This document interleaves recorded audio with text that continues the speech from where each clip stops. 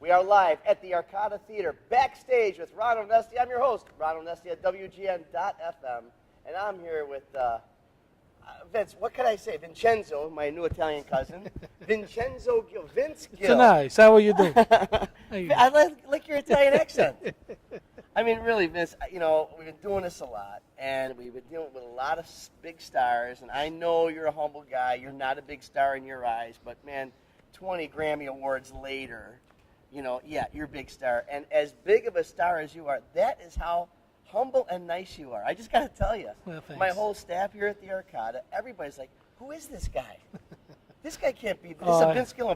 This must be a tribute show, an impersonator night, because it can't be the real deal. I had good parents. I had a good mom and daddy. I They'd mean, crack really. on you a little bit if you started acting uppity. So You've been doing it for a long time, and after a while, you start putting. A lot of the celebrities put up a little bit of a wall because you have to. I guess. I mean, I just like people. First and foremost, I've never ran from my success. And never had a gate at my house, and never. Everybody says you should have somebody with you. I said no. If I just wade in there, and I diffuse everything. If I'm just friendly and go say hi to people, and it takes all of the weirdness away. I don't know why people think that people that have done something or been successful are unapproachable. I never saw it that way. Well, it's a testimonial to your success because of the way you treat your fans, the way you treat the people you work with. I mean, even your brothers on stage. Yeah, heck yeah. I mean, the beautiful thing about music is it's kind of the one place where I see democracy at its purest definition. Mm-hmm. You see people working together with a common goal, and that's to make music and to have a conversation with people. A place like this tonight was just lit up with a great crowd, and it's like, if you want to show a musician a good time, cheer for him. It's like feeding the bears. Well, you're right. It's just like being at a restaurant when a chef sees the people just eating up his food, cleaning the plate. I mean, they say the biggest compliment you can give to someone in an Italian household is finish your dinner. Finish the food on there. And same thing here. You see what you gave, what you dished out to this audience tonight. I gotta say, man, they're beside themselves. It's just like a conversation. If we had this conversation, the two of us, and I didn't say anything back to you, it wouldn't be much of a conversation. Well, and that's what music's like. We're playing, they receive it, and they give it back. It's as pure as it gets. And that's a really interesting analogy because it was like that for you guys tonight. I mean, you spoke to the audience. Yeah. I'm going to tell the quick story about, okay, so now I love to greet my people, my guests. It's a big thing for me. And this cute, sweet little lady had asked me about a song. Yeah. Right? Yeah. She asked me if you would play a certain song. What was the name of that song? Look at Us. It was Look at Us, that's right. And she said, my husband and I, it was our wedding song, and we would do the country dances. We go every Friday night, and when that song would come on, all our friends would just circle us, and it was just beautiful. My husband has since passed, and I was one of Inez Vince to sing that song. And oh, by the way, I have my 90-year-old friend whose husband also passed, was also their favorite song, and would join us in the circle. We're here tonight to relive those memories. Is there any chance he would sing that? And I said, you know what? The reality is, my dear, a lot of the musicians, I mean, they have their set list, and they have their groove, and they have the show. And I said, what I promise you is that I'll ask him. And normally I wouldn't, but you seem obviously such a nice person. I said, I'll just give it a shot. Well, I go down there, and you had said, we really don't play that song. And then I told you it was for a 90-year-old beautiful lady, bringing back memories. And you said, oh, well, I got to do it then. And you changed your set. You remembered her name. You called her out, and her name was Veron, right? Yeah. And you know what? I happened to be standing there in the balcony there, and I happened to be standing next to them, and they all started crying. And, I mean, you're touching people. It's got to be a wonderful feeling. Yeah, I mean, your companionship is kind of the only reason to be on this earth. Mm-hmm. I wouldn't want to be on this earth if I was alone. And I have a great mate. Amy is the kindest soul in the world, and so blessed that we found each other. And those sweet girls, their companions are gone. So now Yep. they have each other, and it's pretty flattering that somebody likes a song of yours enough to make it their song. Oh, You know? part of their life. Yeah, it's great. And continues to be a part of fostering the memory of a loved one. It's just a marvelous thing. You know, you brought up Amy, and it's got to be cool at your house. I mean, when you guys see each other, when you're not in some part of the country, she's in another, I'm sure.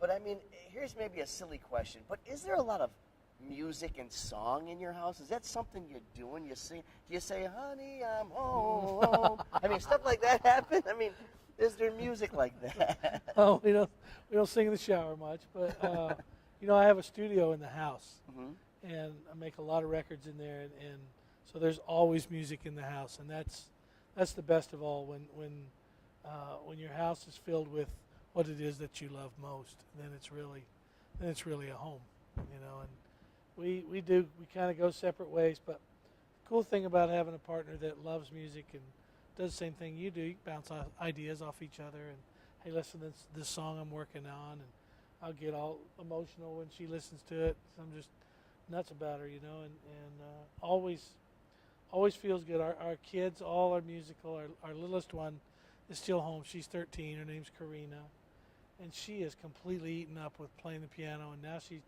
went to summer camp this summer and started playing the guitar. I guess she didn't realize I could help her learn, but Yeah, apparently got not. a teacher at camp. She's off to the races, man, playing and singing, and you'll hear her up in her room just going 90 miles an hour. It's awesome. So are there family jams?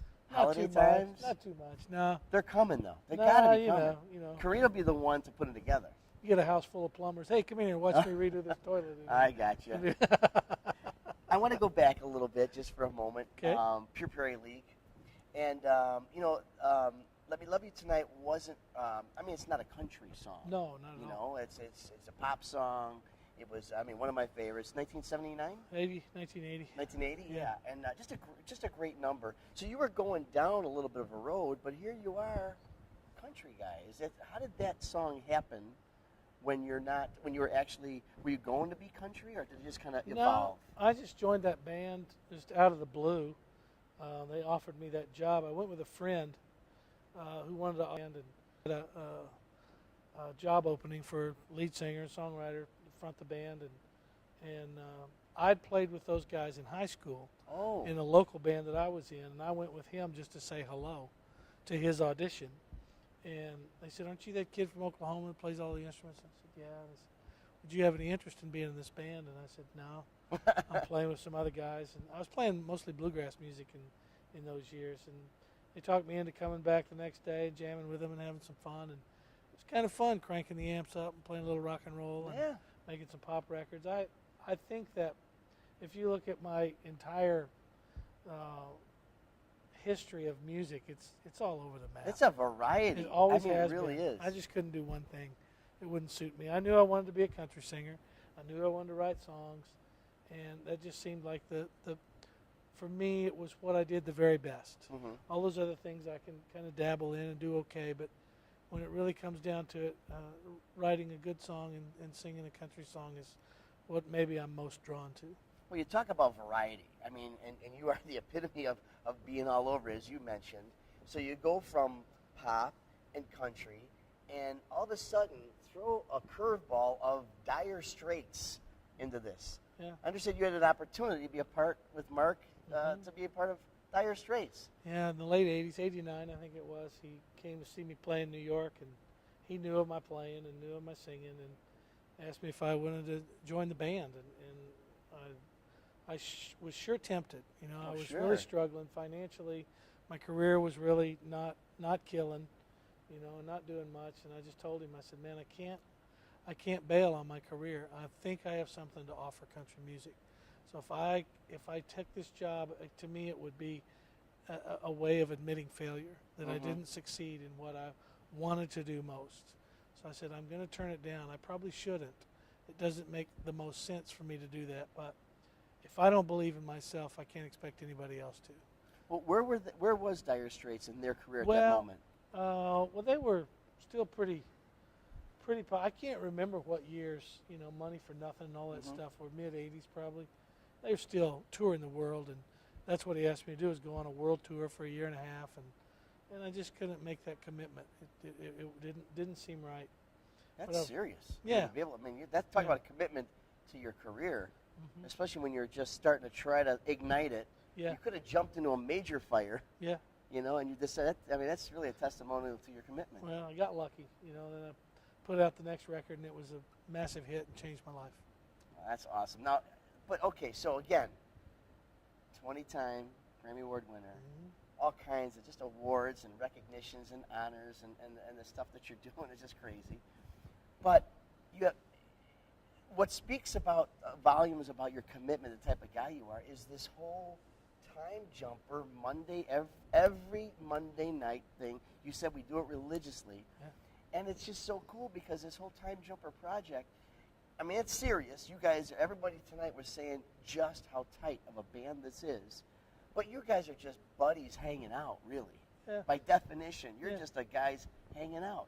We're just playing the music we love and the music we miss. And you got to understand this band is well up there in years and history. And I think most of us are close to 60 plus. You know, so it's not like we have this grand desire to be this hot band and make it. And it really is born out of the love of wanting to play some music that most people have forgotten about. Nobody plays Western swing anymore, swing. You know, but it feels great and it's fun. And they started playing on Monday nights, and there's been a bunch of different musicians come and go from the band. And this incarnation right now is really, you know, getting it done. And there's some notice of the band, and we, you know, the thought of going out and doing dates on the road was not in anybody's radar, on anybody's radar. And I joined the band, and I, you know, a little bit of a name, got an ability to sell a few tickets, and so away we went, started doing some road gigs, and we're having fun, and the people enjoy this music. You saw this crowd tonight. Oh, they loved it. Absolutely, and they're hearing songs that they probably don't know.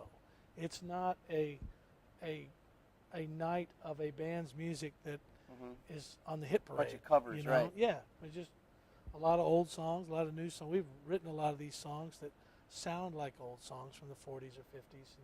But if it's the right music, you know, it's two things. You're gonna the audience gonna feel it. Yeah. They're gonna feel it, and also if you know, I got to throw back the fact that each and every one of you just connects so well with the audience and connects so well with each other, which translates to just a good time to the audience. I mean, the majority of this band, even me included, and has spent our life supporting everybody else. You know, it's a band full of sidemen, basically, a band full of session musicians that play on other people's records, and I've done that my whole career. I've had my own career too, but so it's kind of neat from my perspective to see all these guys get their time in the sun in a sense, and it's their connection and their way of expressing what they love most. You know, so it's pretty neat, and you know. I started playing with them about 5 years ago, just thinking, now this will be fun, slide down there on Monday nights and play a little bebop guitar all night long and have fun. And it's changed. You know, every it's Monday night, though. Yeah, we're there every Monday. But, you know, when you do these bands, it's one thing to do, because I've heard that story a little bit before, where we just, you know, a couple of guys, we get together, kind of a funk brother kind of thing, or they're doing these things. Yeah. But this is serious. I mean, to travel with 10, 11, 12 guys or people on stage, talk about backline, you're talking about hotels, you're on a bus. I mean, this is a serious commitment. This isn't like a jazz trio doing, you know, some quick gigs. That's some serious stuff here. That's right. It's not like a stand-up comic. All he needs is a microphone. That's it, and a bottle of gin, bottle of Jack. Vince, I can't tell you how much I appreciate your music, your career, what you've done for us here at the Arcada Theater, and just for giving the fans something so that they could take with them. They could share. I saw families here tonight. I saw grandmas and grandpas here. I saw 10-year-olds. I mean, it just was such a wholesome family show. A lot of fun, great music. You're a big star. But I'll tell you what, you sure as heck don't act like one. Thanks. I take that as a great compliment. Mr. Vincenzo, my new Italian cousin, he doesn't realize he's Italian, but when he comes here, he's Italian. Vincenzo Vince Gill. Backstage at the Arcada Theater on WGN.FM. Thank you, Vince, and thank you for joining us. We'll see you next time. Hey, man. Okay. It's awesome.